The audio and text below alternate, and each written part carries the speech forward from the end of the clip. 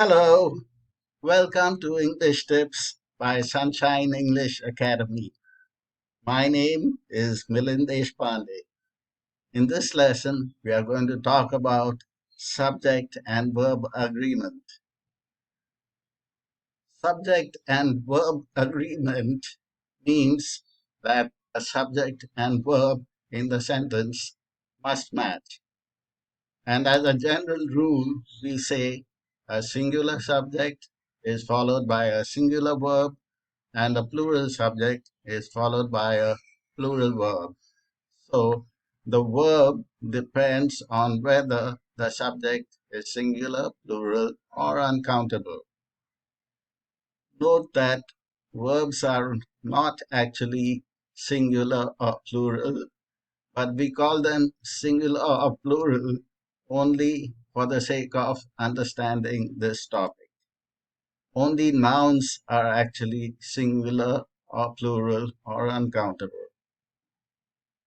Here are some examples that explain what are singular verbs and plural verbs. Rahul plays hockey. Rahul is a singular subject and plays is the verb. Now, this plays is a singular verb because it follows a singular subject. And you can see the verb has an S in it. So the singular verbs have S or ES at the end of them. The next sentence, Rahul and Ramesh play hockey. Rahul and Ramesh is a plural subject and the verb is play.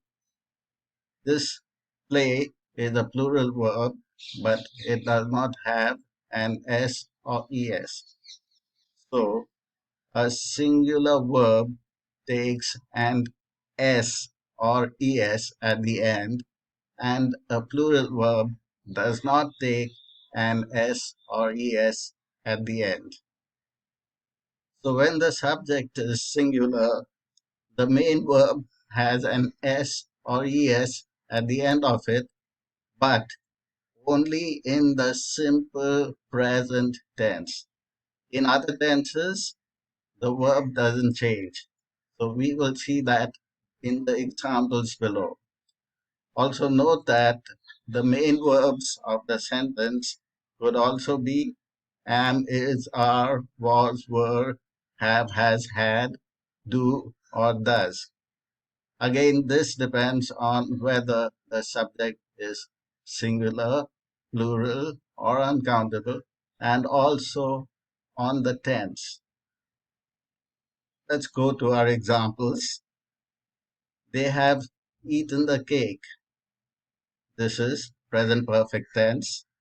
The subject is plural, they, and the verb is have eaten. Now let's change to a singular subject. He has eaten the cake. The tense is the same, present perfect. Subject is singular, he, and the verb is has eaten. Now, as you can see, the main verb is eaten in both the cases. The main verb doesn't change. We don't add S or ES to the main verb even if the subject is singular. But what has changed is the helping verb. When the subject was they, the helping verb was have. When the subject is he, then the helping verb is has. The next one, Rahul and Sonali walked to school. Here, Rahul and Sonali is a plural subject. And Rahul walked to school. Here, Rahul is our singular subject. The verb in both the sentences is walked. The verb didn't change whether the subject was singular or plural. And which tense is this? This is the simple past tense. Next one, We will come tomorrow, and Sonali will come tomorrow. We is a plural subject, and our verb will come. This is in the simple future tense. Sonali will come tomorrow. Sonali is a singular subject, and the verb will come. So the verb remains the same in both cases, whether the subject is singular or plural. Now remember, the modal verbs never change according to the subject. So whatever the subject may be, the modal verbs don't depend on the subject.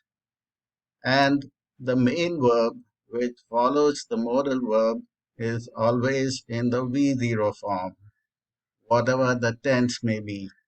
Even if we made a sentence in the past tense, the main verb would be in the V0 form only. Next example, the women are plucking flowers. This is in the present continuous tense. Our subject is plural, the women, and our verb are plucking.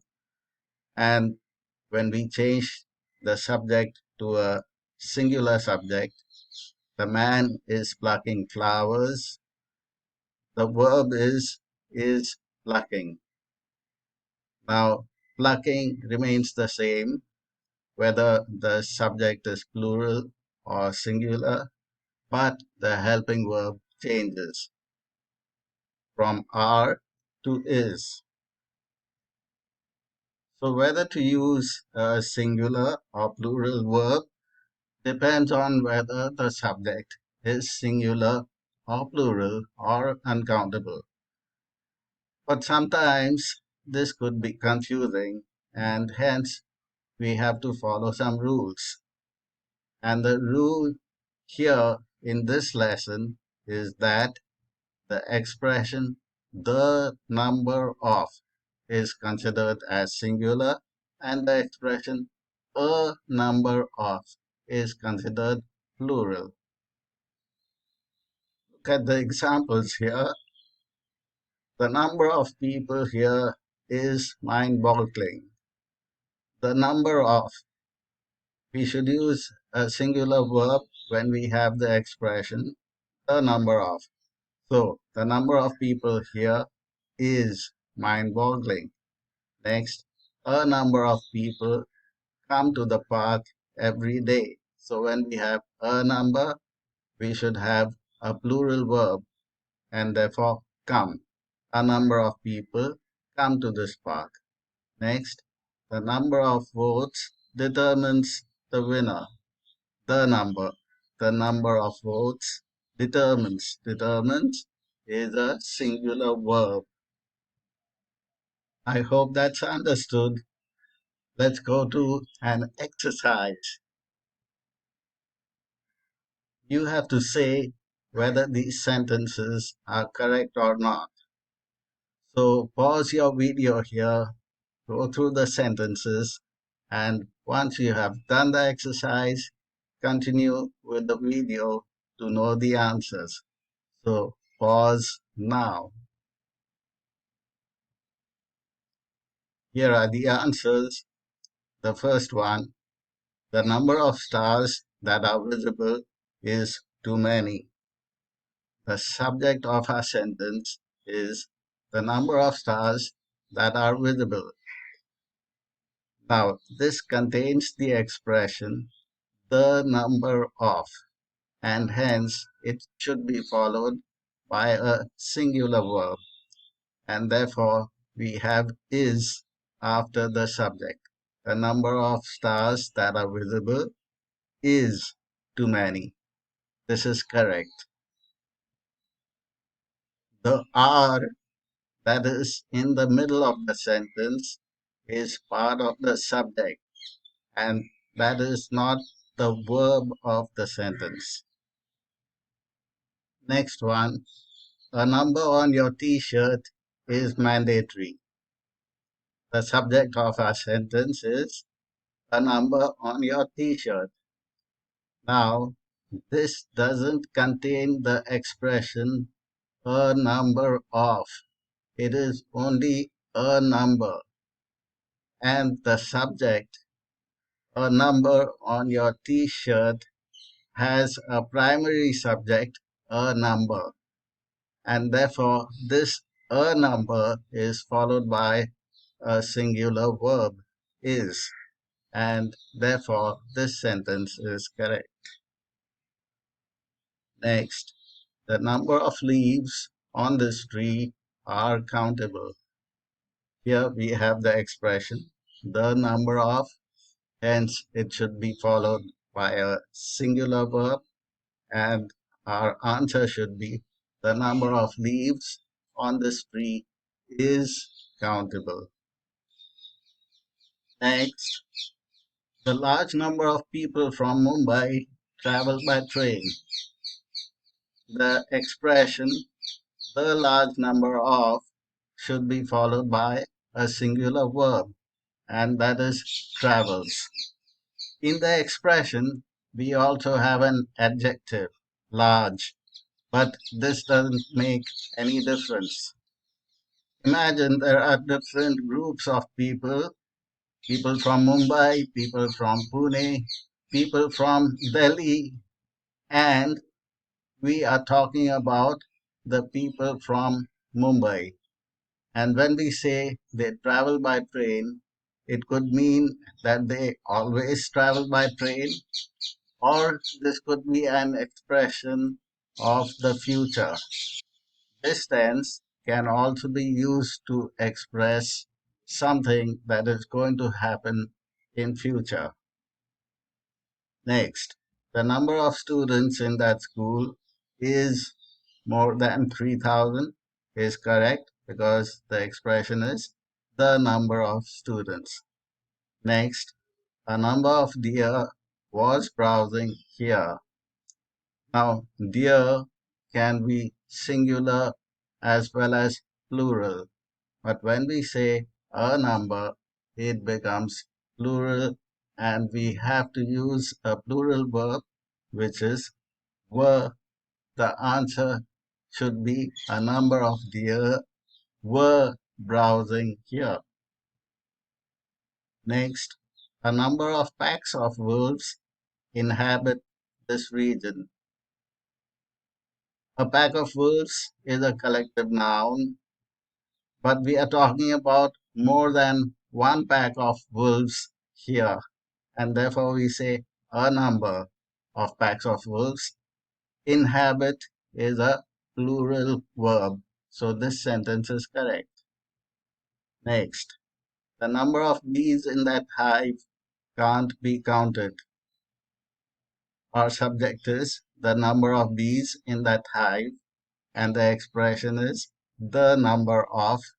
It should be followed by a singular verb, and here our verb is can't. Now, this is a modal, it doesn't have any other form. So we can't say can't, we can't add s, and therefore it will remain as can't, and this sentence is correct. Next, the number of people who are sick have increased. The subject of our sentence is the number of people who are sick. This should be followed by a singular verb since our expression is the number of, and therefore we have to say the number of people who are sick has increased. That's the end of this lesson. I hope you liked it.